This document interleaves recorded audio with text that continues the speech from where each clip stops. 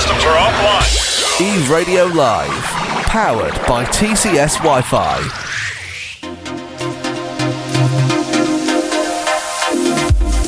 And it is time for Tech Thursday right here on eRadio SA. Good afternoon and welcome.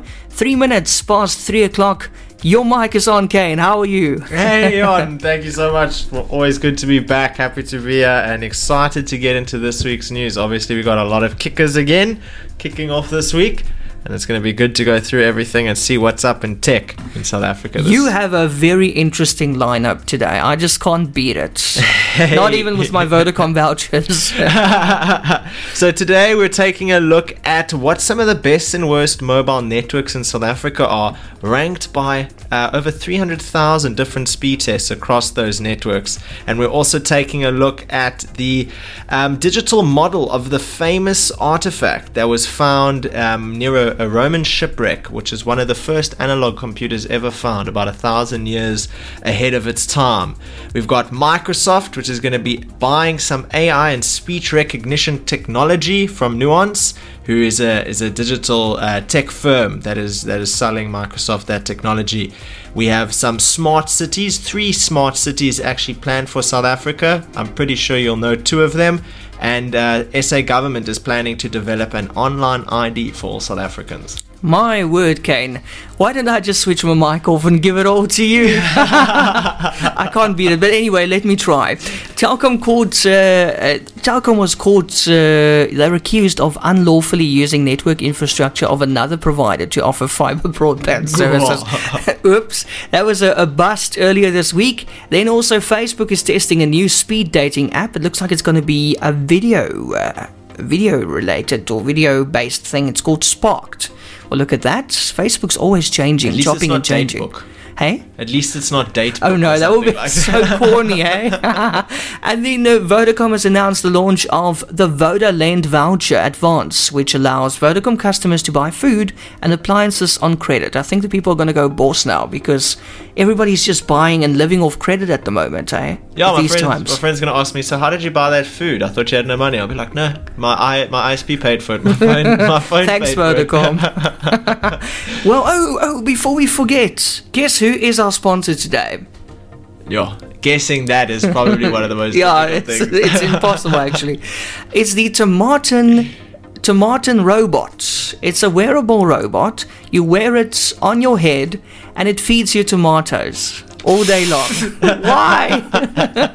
Does it only feed you tomatoes, or if I find some fruit gums that are the size No, it has to be tomatoes. Oh, so look there, it's sitting on your neck, and then it's got all these tomatoes, and it kind of gives it to you as you go. Whenever along. I'm walking around town and I'm very busy, you know what I could really do with? A tomato, a whole tomato fed straight to me. Why would it be? Can't you put something else in there as well? I mean, it is a round slot, so how about apples maybe or something? Start with the fruits, then go to the vegetables. Yeah, oh, ew, no man, look at that. It's actually messy. Look how it's feeding him. No thanks. But anyway, that's the Tomatin. It even has a timer, so you can set it for every, 5 minutes, every 10 minutes you want a new tomato, every 15 minutes. Jeepers, imagine you do it like, if you're doing it every 15 minutes, you're basically consuming like an entire bottle of all gold, like 32 whole tomatoes a day. Can you imagine that? Yeah, no, I think you're going to overdose. I've never seen a situation like that. It doesn't look very appetizing, to be very honest. I love the fact that it's not cherry tomatoes. It's whole tomatoes. It's an actual tomato.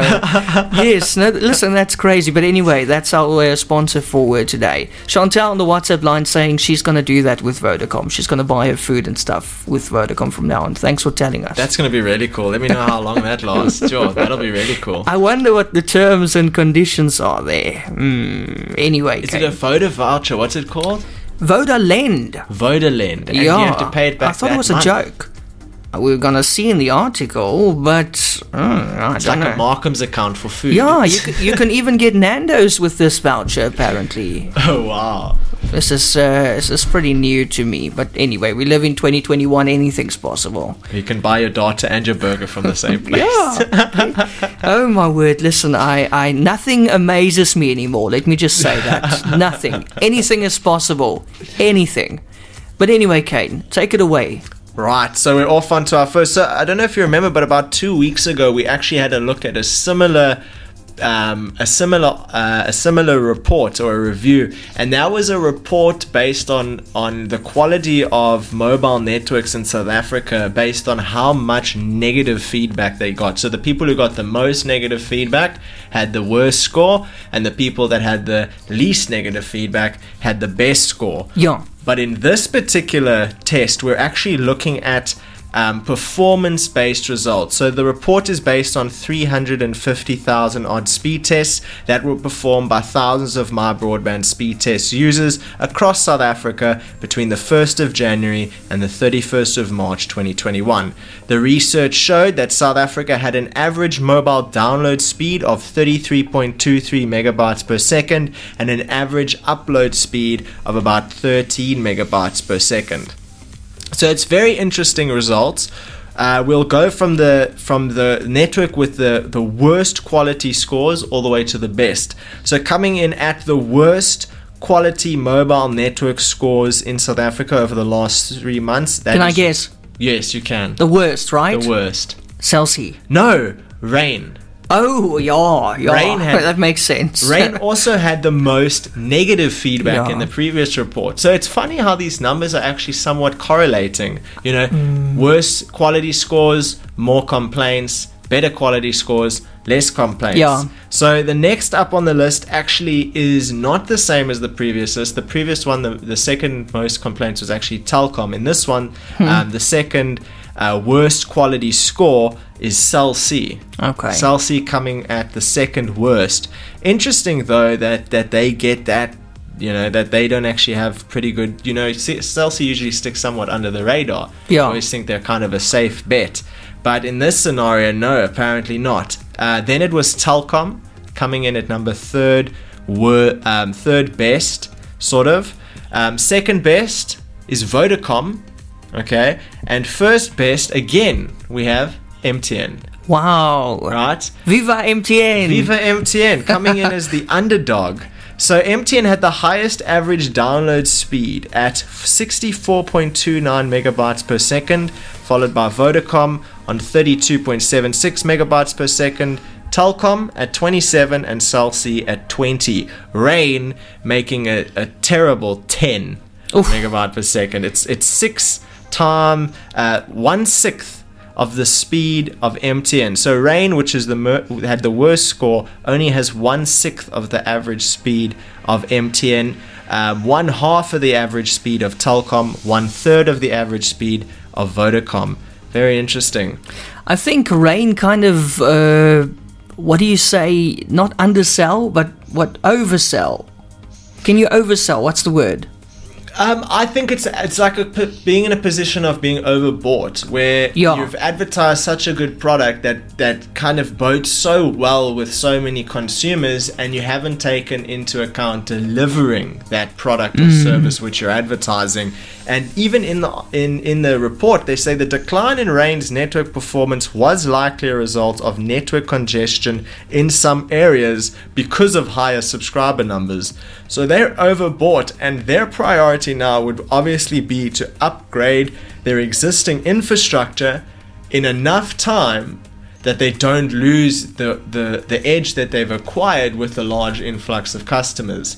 It's a very interesting scenario for them. They're definitely probably going to be facing some competition from the other mobile networks which have ownership of that infrastructure. So they're not going to be offering any cheap deals, that's for sure, right now for Rain. So I think they're actually in a little bit of a chess board here, where they're trying to make a decision as to how to come back. Very interesting to see MTN at the top there. I thought Vodacom usually offers number one coverage. I will say that they offer. They do advertise to being everywhere. But it'll be interesting to see how these scores evolve over the rest of the year. And I think it plays a very important role in the longevity of these mobile networks, because someone like Rain, you're going to come in, you're going to leave. You're going to be a hit and a miss if you don't fix the issues that you have. I mean, to have an average download speed, a sixth of the speed of the number one mobile network in South Africa is like really playing with a broken hockey stick trying to play hockey, But now that you're talking about Vodacom that's everywhere, you know what I spotted over the weekend? We went to the Mossel Bay area, and when we came back, nice on the side, when we came down Cayman's Pass, just before you get into wilderness, I saw these trees. And way at the top there was a tree that looked a bit dodgy. It's like, what is this tree? It's just looking too perfect. And then I saw it was actually a cell phone mast. Can you believe it? Wow. Yeah, I was like, look. That's not a tree. Come on. That's not a tree. Because but it blends in so beautifully. I must say it's really well done. If you look really carefully, you can see that the pole that it's on, it's not a real tree. But it really looks like it almost looks like a Christmas tree. We saw one of those trees the other day, and surprisingly enough, it had some of the most birds in. But you could see the birds had scratched all the metal and stuff because they're actually quite curious about what it is. Yes, But you don't notice it at first. At first glance, you don't notice it. But it's so carefully blended into nature. It'll be so interesting if on next week's show we find out how much those trees actually cost. I would love to know. Hey? Who would we ask? I don't know. Is there a mini one you can put in your backyard? Is this like, do you get a special kind of kickback for doing something like that? I wonder. Because also if you're quite into nature, you're not gonna love it when somebody puts up a ugly old cell phone tower. Many neighborhoods have signed petitions against these things, and then usually they get removed. It happened in Cape Town recently, but I think that one was just in the way and blocking people's view. But anyway, somebody on the WhatsApp line saying, I'm surprised Telkom isn't the worst. Also, Tel Kaine, Sheldon says, where? I'm also quite surprised that Telkom isn't the worst. I memean, you would think that they are, but I think it's because we're looking at specifically mobile networks here, and Telkom faces a lot of its issues on its internet, like its fixed lines, fiber, and that sort of thing. I think it has more of an issue on that side, whereas the biggest issue I face on Telkom isn't necessarily the speed, but actually establishing a connection. If I'm out of Telkom cell range, I'm pretty useless. And Telkom sells these data packages actually that claim, hey, you can have this many gigs, but only on our network. So if you happen to connect to a cell C tower, which you don't actually have control over, your phone automatically places the connection. If you accidentally connect to a cell C tower, then you don't get your data bundle. And then you can buy all network data bundles. But it's a very complex issue actually, because you're buying an all network, let's say you buy an all network data bundle. Now you buy a Telkom network data bundle and you're on the Telkom network. If Telkom decides, hey, we're going to use your all network bundle first for the Telkom connection that you have, and then we'll use your Telkom only data, you as the consumer get cheated. So not having control over that doesn't make the deal as valuable as you would hope. I've also noticed that with things like they offer you like a 20 gig plus a 20 gig, and then they'll offer 20 gigs via night owl, and that night owl you actually have to turn it, you almost have to enable it. So when 12 o'clock comes and you want to use your night owl, if you don't, for instance, turn your router off and then turn it back on, it carries on using your daytime data in the nighttime. No, man. So you actually have to do something to do that. And it works both ways. Like if you're going into the morning and you've turned off your router in the evening, you got onto the nighttime data, and now you're in the morning, and you don't restart your router that morning, it will continue on the nighttime data all through the next day until there's a connection restarted or Telkom happens to decide to restart that connection. So they don't have all their tools in the right basket, to be quite honest with you. I also noticed another issue where they had their 50th birthday celebration or some sort of celebration, and you could buy a 24-hour data package for 24 hours. And you could buy multiple of them. So it would be 10 Rand for a gig. So let's say you bought... Hey, that's not bad. So yeah, let's say you bought 3 gigs. So you bought one 10 gig package, then you bought one 1 gig package for 10 Rand, then you buy another 1 gig package for 10 Rand, and then you buy another 1 gig package for 10 Rand. Now you should have 3 gigs worth of data. But once your 1 gig runs out, then your data connection is interrupted, and it doesn't use the other 2 gigs worth of available data until you fully reset the SIM.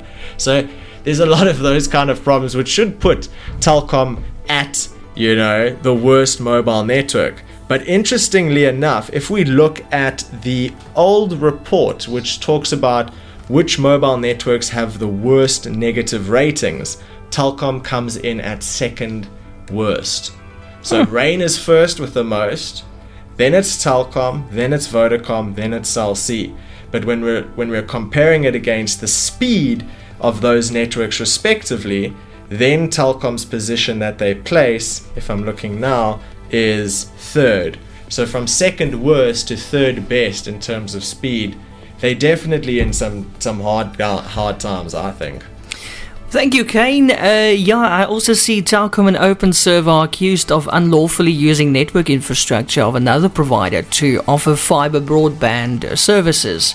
The unlawful use of network infrastructure was discovered during the recent 30 million rand upgrade for the fiber optic cable network in Midstream Estate. I think that's up in Gauteng.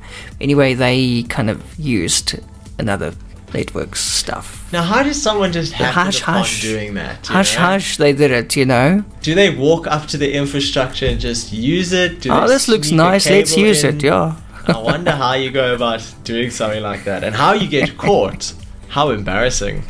Yeah, and also I see the cables were unlabeled, so now they probably have to pull everything out again and redo it because the other people say, no, sorry, this is ours. Oof, good luck, guys. The politics. Yeah, good luck. That was on mybroadband.co.za this week. Well, that's our first bit for Tech Thursday for today. A bit of music coming your way now, and then we carry on with our next story. Kaine, what have you got for us today after the break? We're going to be talking about the Antikythera mechanism, which was the first old analog computer that was found in a Roman wreck about a couple of years ago, which is quite a few thousand years old. Very weird, very spooky, but the first bit of tech on our planet, possibly. And Microsoft to buy AI and speech technology from the tech firm Nuance. Get the eRadio SA app right now for free on the Google Play Store. Entertainment radio on the go. If you haven't done so already, make sure you get the eRadio SA app from Google Play Store right now. Kaine, can you give us some reasons why they have to do that? What's that? Get our app. Oh, everybody, you got to get the app because it makes it 10 times easier. It's easier. You don't have to look around for links. You just literally open the app and it starts playing. You unlock your phone, you swipe to the app, you click it, and you press play. And there you are. You're listening, you're in tune, everything. And you can open the menu and then you can listen to our podcasts. Yes. So you can stop the stream, or you can send us a WhatsApp directly to the studio without looking for the number and all that stuff. And if you see a song that you like, you just swipe your phone down and look at the top, and you can see it playing back. Yeah, with the artwork, you can see a photo of the artist. Now, usually that artwork is correct, but I must tell you, once or twice I've seen some weird images there that I don't know where that came from. I'm not responsible for it. It was bordering on soft porn. That's album covers for you. Yeah, somewhere, somehow it gets those images. But anyway, that's interesting. Kaine, what have you got for us next? So we're taking a look at something that I found personally quite interesting. So a while ago, we found this weird device that was actually found or discovered by Greek sponge divers inspecting a Roman era shipwreck back in 1900 near the island of Antikythera in the Mediterranean Sea. Since then, scholars and historians have speculated as to the exact nature of this precision steampunk-like device. Now, what's very interesting about it is it's crafted almost like a bronze clockwork device, meaning it tracks some sort of time, and we'll get into it now exactly what this 2,000-year-old computing machine might actually get up to. So a team of scientists and researchers at their University College London have uncovered a significant piece of the puzzle that comprises this fascinating astronomical calculator, which is thought to be a hand-cranked mechanical contraption used to predict astronomical events and heavenly logistics.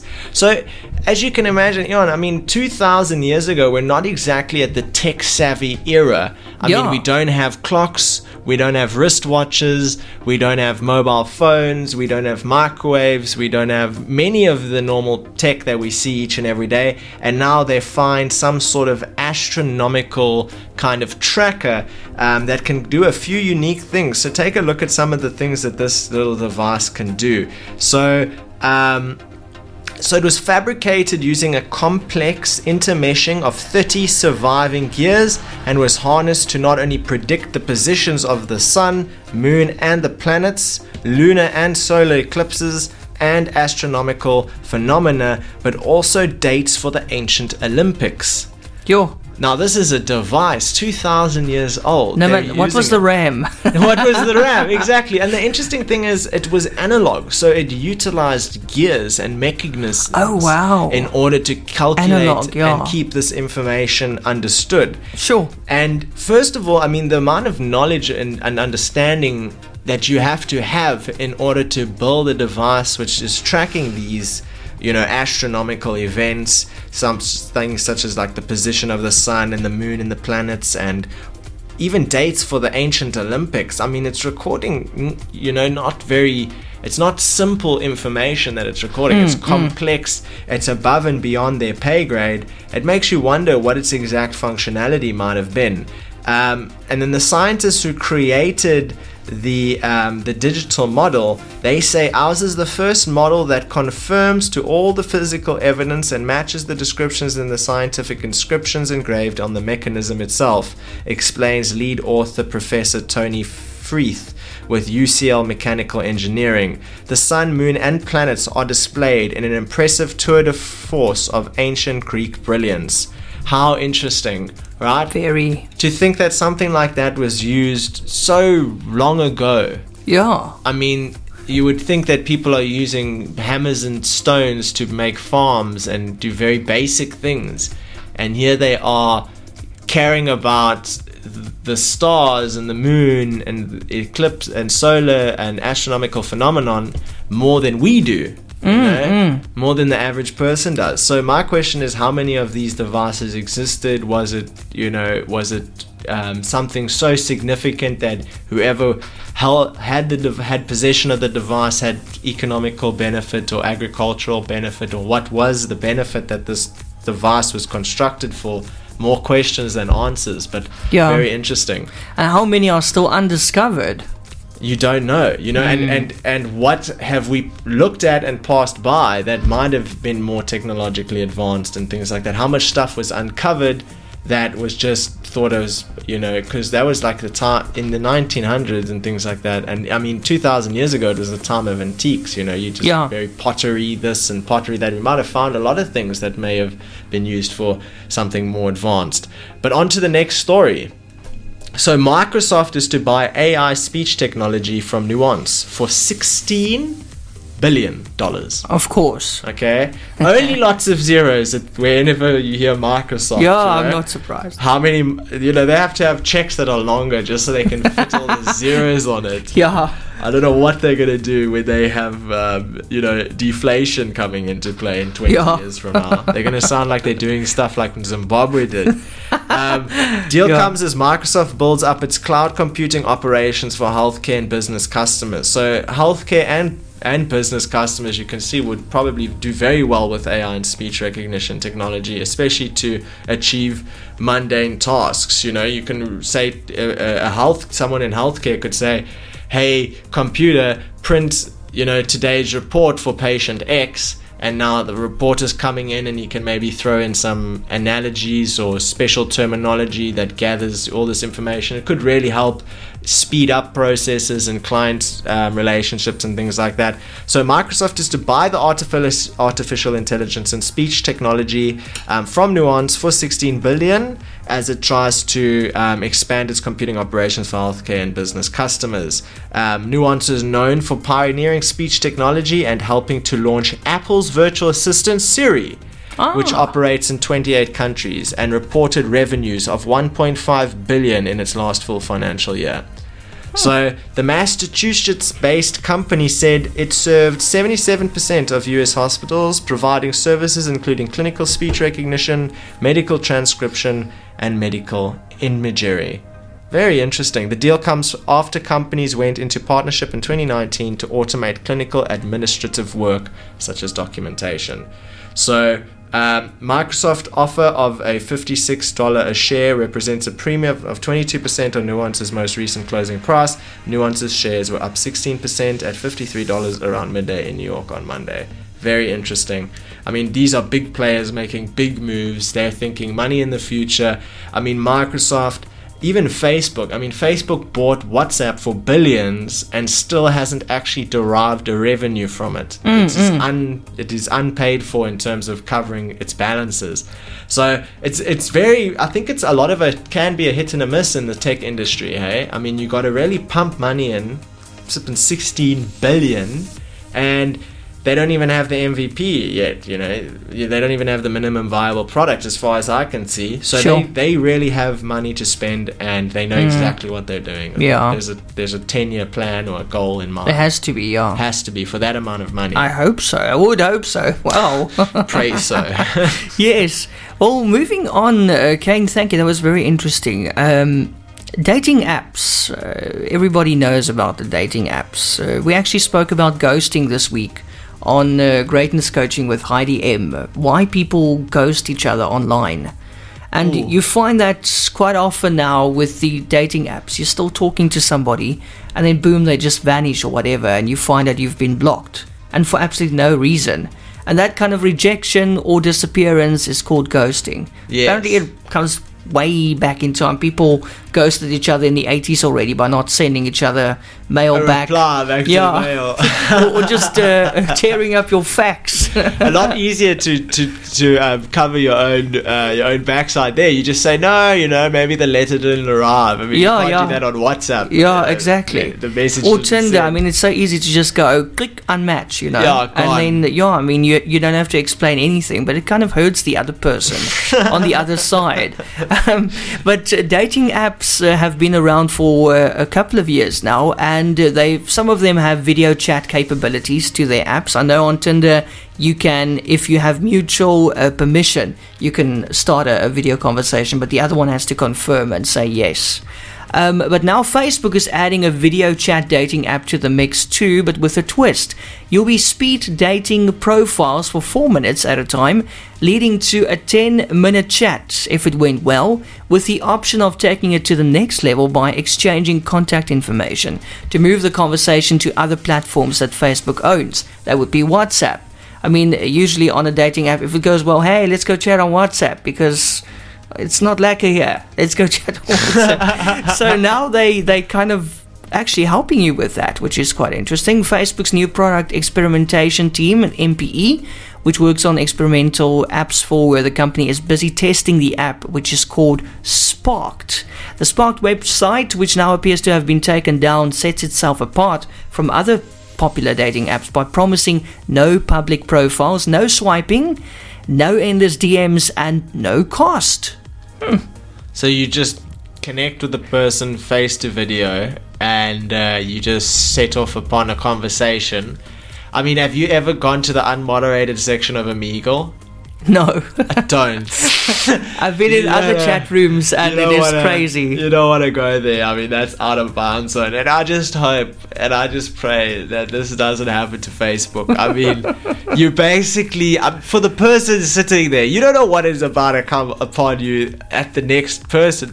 I mean, there's so much moderation that you can do until you're having a live video with someone. You can't really moderate that or preemptively do anything unless you have some maybe smart AI or something scanning it. But I can see a few people just, let's go to the next video. Nope, out of there. What's popping up there? Yeah. Not a face. Or no, you don't want to be there. Not a pretty face. Oh my gosh, this is scary. You know, the online world is so scary and people love trolling. I mean, it is just, it's creepy because you're so exposed. People can just say what they want and no responsibility whatsoever. Yeah. Keyboard warriors, you know what? Keyboard warriors, as they call them. Warriors. Yeah, say what you want, do what you want, even if your name shows and whatever, you won't. Spacebar astronauts, basically. Yeah, you won't. There's no responsibility, so you can just do whatever you like. That's not cool. I wonder how I was gonna keep an eye on it. We gotta keep an eye on it, because if it works, it could be really interesting. I mean, what a competitor to something like Tinder. Because if you're on Tinder, let's look at the user for a second here. If you're on Tinder, you're swiping, you might have a few active conversations, you might have a few active dates. Just checking my Tinder quickly. But you can go from Tinder to WhatsApp to Twitter to Instagram. When you're on Facebook and you're video dating, quote unquote, you're engaged. You're watching the video. You're in front of your device. You're not going on Tinder at the same time. You're not going on Twitter at the same time. You're not going on Instagram at the same time. You're engaged in a live conversation. So it'll be interesting to see how the competitors come back with something, because the whole goal of these apps is to keep your users on the app for as long as possible.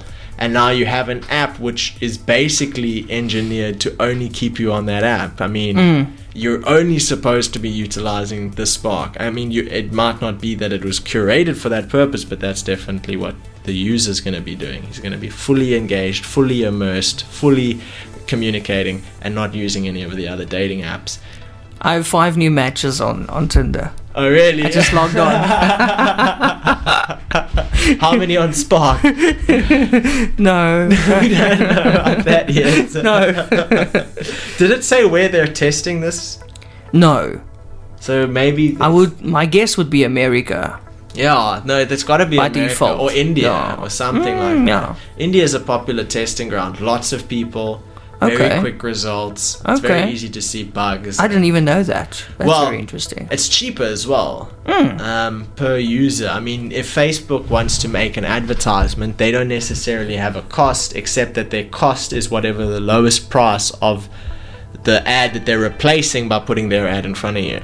You know, so it'll be interesting to see where they chose to launch the product, how they might have decided that where it might be more logical. Did they look at any kind of data statistics? Did they see, you know, if users are more active in USA or India or Germany or Italy, or because Italy would be a class demographic of an older generation, so would they be targeting youngsters or older? I mean, very interesting to find out a little bit more, follow the story. I mean, keep listening in next week. Maybe we'll see what they're up to, and maybe I'll have more matches. Kaine, what have you got for us after the break? So South Africa has some big plans. 3 smart cities planned for South Africa. Ooh. We're going to talk about what those smart cities are and what they might actually include for the average person who would go into such a city. And the government is planning to develop online IDs for all South Africans. So it's basically your online government issued identity. Okay, yeah, I like that. And we'll talk about some of the benefits of that. And I wonder where the closest smart city will be. I can't wait for that. You're going to tell us all about it. Your systems are offline. eRadio Live, powered by TCS Wi-Fi. You know what, I actually wouldn't mind a lovely, huge watermelon right now. That's Harry Styles and watermelon sugar. When last did you have a nice watermelon, Kaine? Joe, that's, I think probably maybe a month or 2 ago. Oh, okay, now I can't say the same. I don't think I had any watermelon this past summer. That's terrible. The ultimate question, do you eat the pip or do you not eat the pip? No, I spit. Really? Mm-hmm. When I was young, I just used to full on eat the whole sometimes pip. I'll get one, you know, those old wives' tales about something growing in your belly and whatever. So you kind of, no, but it's not you don't want like a watermelon growing in your belly. No. It's too big. I just want a nice watermelon without the pips, you know, because it's so seedless nice. watermelon. Yeah, you get those. I have no idea. And you could just yum without, because it's so terrible when you bite on one of those pips. It's not lekker. It spoils the experience. I watched a video of a guy that was had maybe 300 elastics or whatever, and he put all the elastics on the watermelon until it cut the watermelon in half. Ah, that's clever. Super interesting. But the watermelon exploded. He was wearing those goggles that you have for swimming underwater on, and everything is fully prepared. Was that a YouTube video? That was a YouTube video. I thought so. Kaine, what have you got for us next year on Tech Thursday? So we have our smart cities planned for South Africa. So yes. Any closest to us? I mean, we definitely know of the areas. It's kind of, you know, towards Joburg, Durban, and Cape Town. But these these smart cities aren't necessarily just smart because of technology. So President Ramaphosa announced that several new post-apartheid cities are being conceptualized across the country in his February 2021 State of the Nation address. There have been a number of questions raised about what a smart city actually means for South Africa, and Kashif Talib, expertise leader for urban planning and land infrastructure at engineering consultant Zutari, says that a smart city is a city that leverages innovation to achieve its desired outcomes. It just sounds a little bit like a sales pitch, but here innovation does not necessarily mean only technology, he said. A smart city is a city where opportunity, amenity, safety, resilience, inclusivity, and prosperity are imperatives, and innovation across financing, design, construction, operations, and governance is embraced by all stakeholders to achieve these imperatives. So it's basically like a very well curated ecosystem, a city which is ecologically stable if we're looking at finance in that fashion. The fact that innovation is such an integral part of smart cities makes for a natural fit between smart cities and sustainability. The emphasis on digital platforms also enables data collection, and the availability of large data sets is one of the first steps towards optimization. So here I think they're talking about the ability to collect data on a city-wide scope, which, you know, data is the name of the game. Facebook collects data, sells it to advertisers. Google collects data, sells it to advertisers. A city which collects data would in essence also be able to sell it to advertisers and things like that. So the city itself is able to collect data about itself and things like that. And below are 3 planned cities currently in the works for South Africa, which meets these criteria. So the first one is Lanseria. Okay. The aim of the Lanseria Smart City development is to create the first post-apartheid city in South Africa based on best practice in urban sustainability and the principles of underpinning the smart city.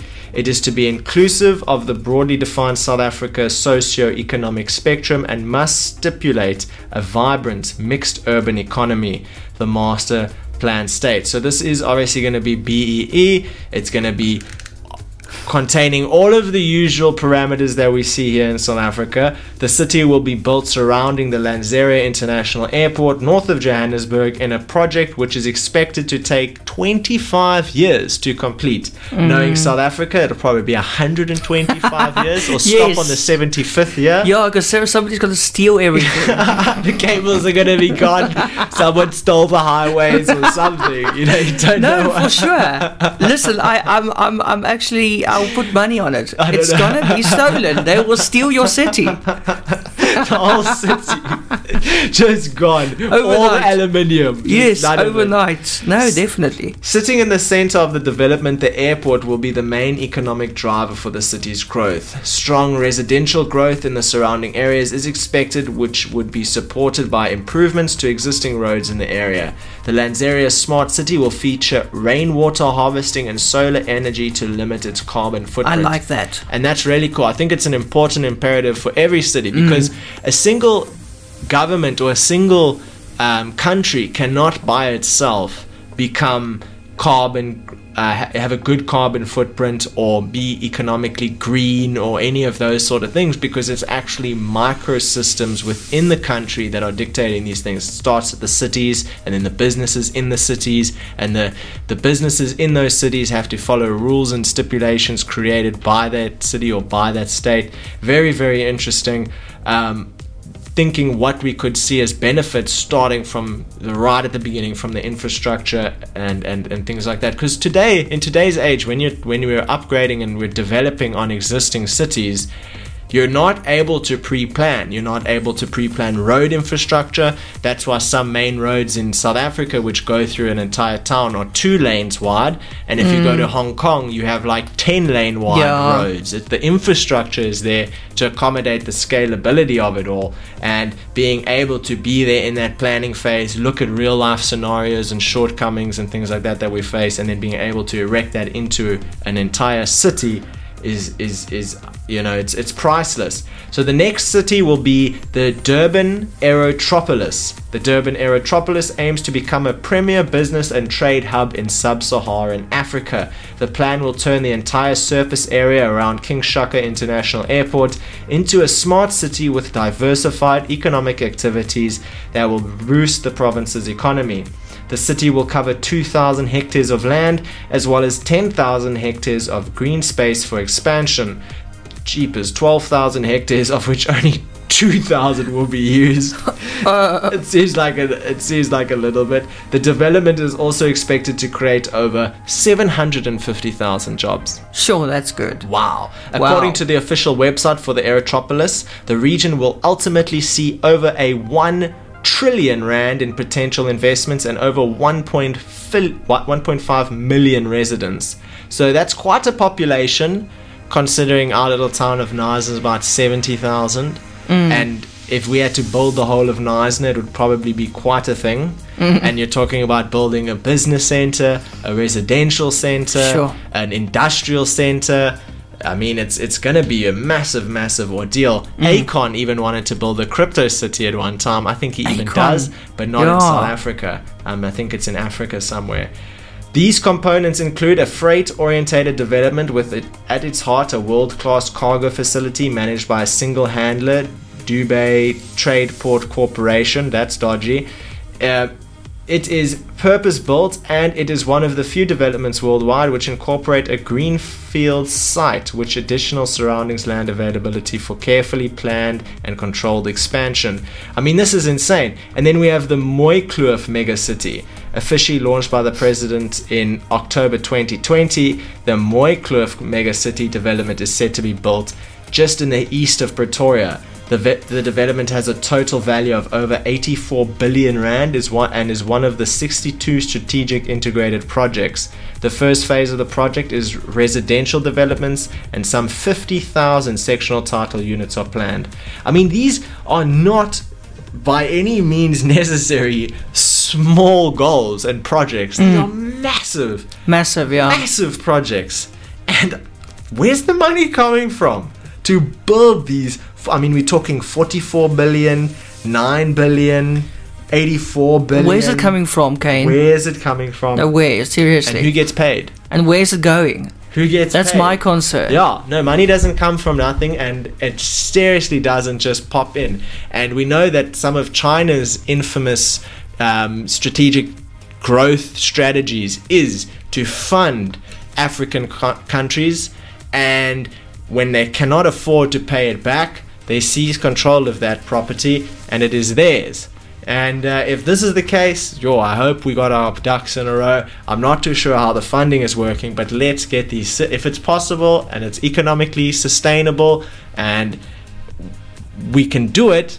Wow, in 25, 50 years from now, we could have some serious Dubai-styled cities. Yeah. In Is South there any Africa. way we can keep government away from it? That would be very clear. That would be an advantage, perhaps, but I don't think we have enough of a private sector to go into something. So, what do like you that. think is going to happen if they can't even roll out vaccines properly? I mean, we're talking about the people that will buy vaccines with only a 2-week window to use all the vaccines, otherwise they expire.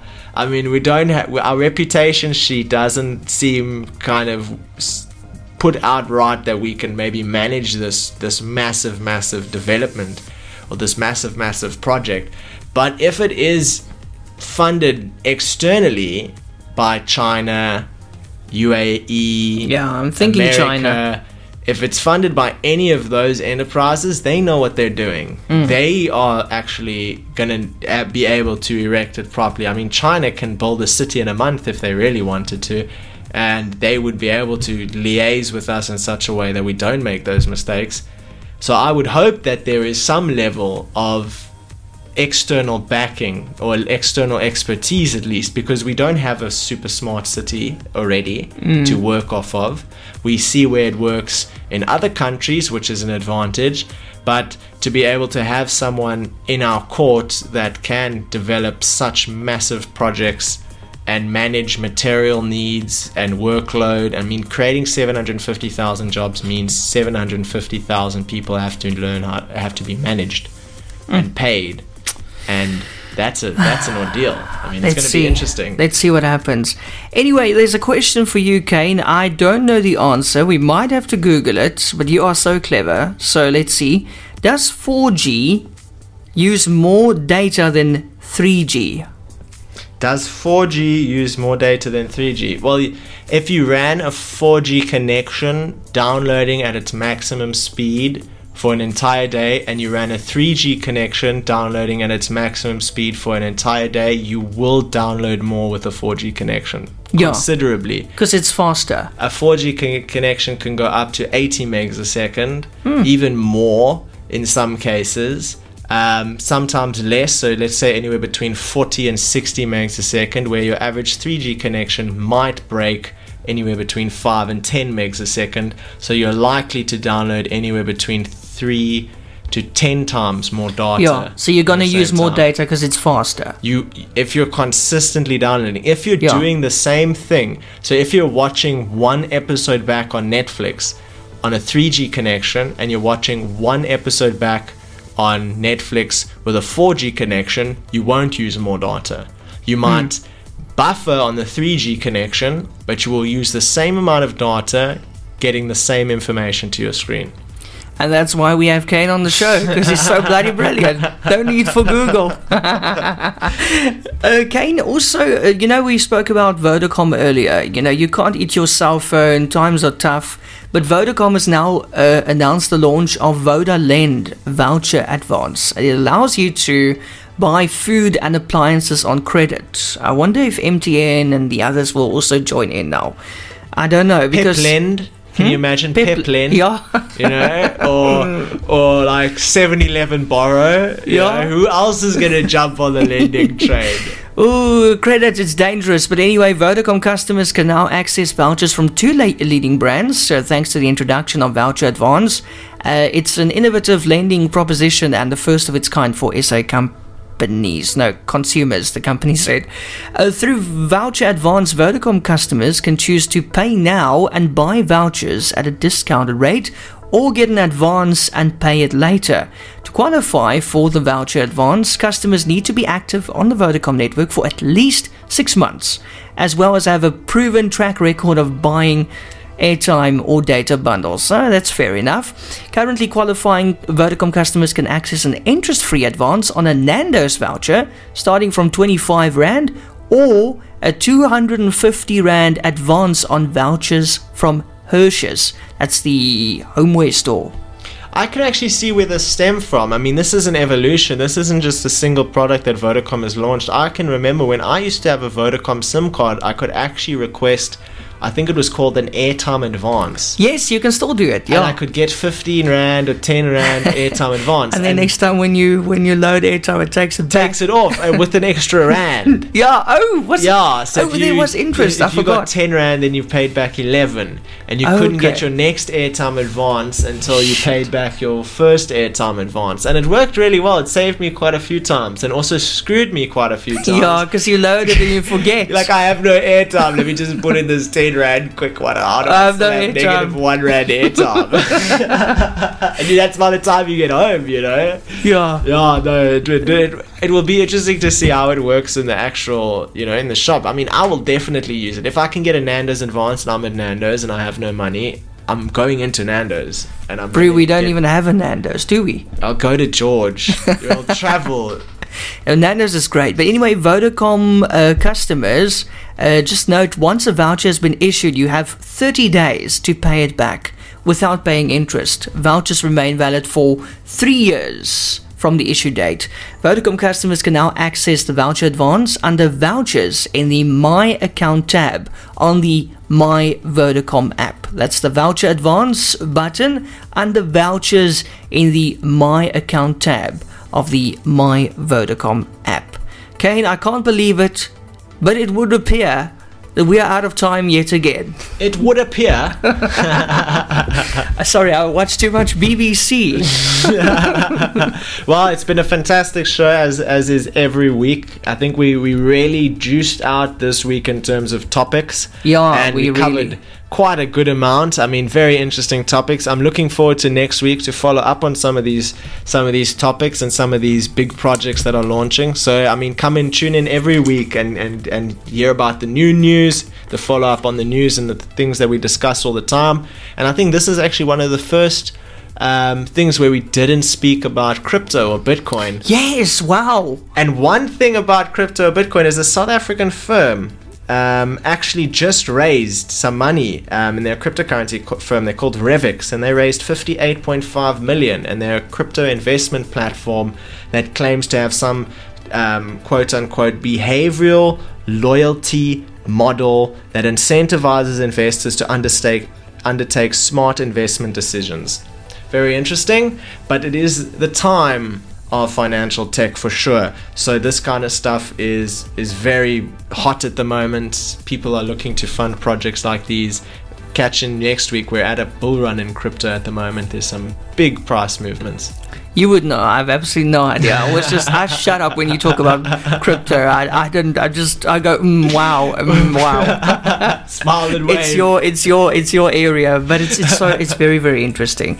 Yes, remember also, if you just joined us, you can always catch the podcast up later in the next 24 hours. We actually want you to listen live between 3 and 4 on a Thursday, but now you have to wait until tomorrow if you missed it. It's almost like the STV catch up. Gotta wait a bit now, otherwise. Anyway, thank you, Kaine, as always, for your time and for joining us, and looking forward to next week, Thursday at 3 o'clock. So glad we can do it in studio now. No more Zooming. Absolutely free from the messenger applications. We're now live in studio, so you can send us your WhatsApps. Don't forget. No delays. No delays, except when I'm not paying attention. Yes, exactly. But yes, also thank you to 0776 saying another great Tech Thursday. Looking forward to the next. Thanks, Kaine and Eon.